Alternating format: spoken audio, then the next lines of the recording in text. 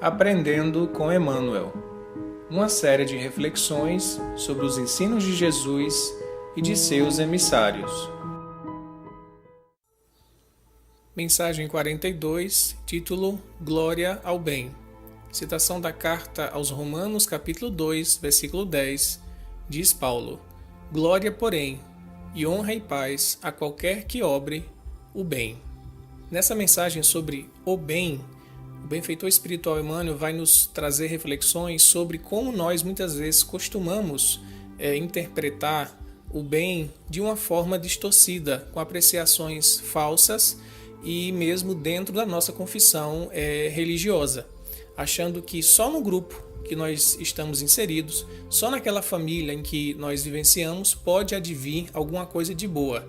Que pessoas de outras religiões, que pessoas de outras nacionalidades, pessoas de outros movimentos sociais, religiosos, ou mesmo movimentos que não tenham essa característica estampada de auxílio ao próximo, ou mesmo de filantropia, a gente considera que não é um bem. E isso parte, na verdade, do nosso egoísmo. É isso que Emmanuel vai dizer.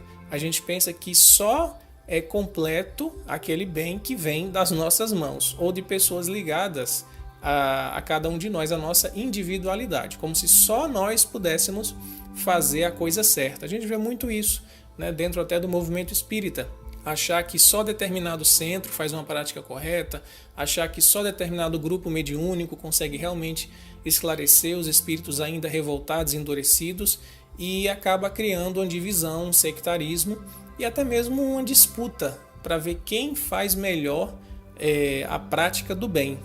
E aí a gente já mostra que, na verdade, a gente está querendo projetar a nossa personalidade mascarada sob essa ideia bondosa ou de caridade. E a grande lição que Emmanuel vai nos trazer sobre o bem é que ele não parte de cada um de nós. Não é da nossa personalidade, não é da nossa individualidade, não é da nossa bagagem própria acumulada, sobretudo de intelecto, que a gente vai, de fato, promover o bem. Qual é a fonte, então, desse bem verdadeiro, desse bem com B maiúsculo, que a gente vai encontrar na Terra sob diversas formas? Emmanuel vai dizer que é Deus, o Pai de todos os homens, que gera incessantemente o bem. Então, é de Deus que vem o bem, porque Deus é o sumo bem, como diria os filósofos antigos, clássicos, quando apontavam para a vida eticamente correta, moralmente correta, e colocando o bem como sendo a própria divindade. E através dos homens, e aí vem a sutileza, através dos homens, Deus, o Altíssimo, trabalha para que o bem possa se espalhar. Então nós somos instrumentos de Deus. Como diria Francisco de Assis na sua oração: Senhor, fazei de mim o instrumento da vossa paz. Então Francisco já se colocava como instrumento.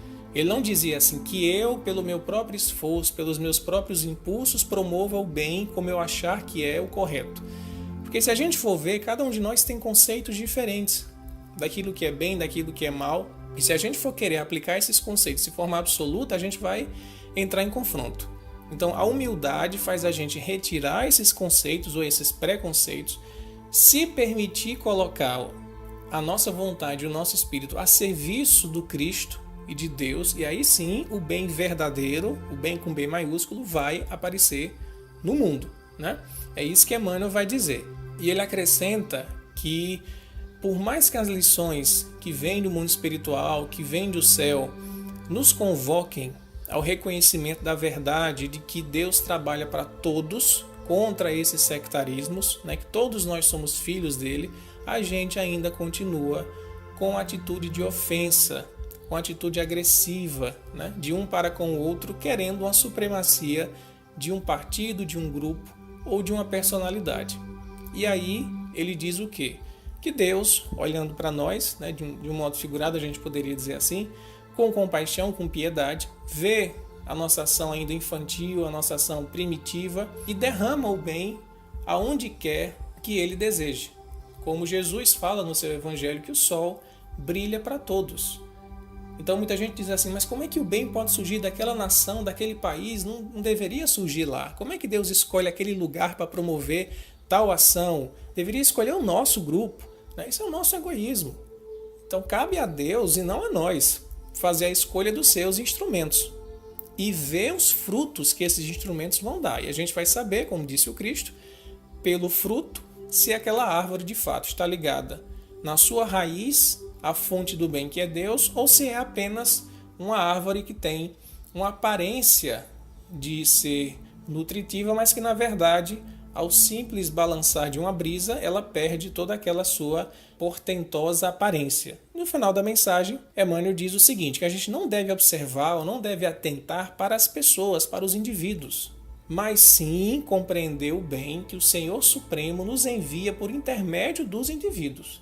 Então não é focar na pessoa, porque se a gente foca na pessoa, foca na aparência, a gente pode se decepcionar, a gente pode ter preconceito. Não vou aceitar esse benefício porque aquela pessoa é daquela religião e é daquela cidade que eu não gosto.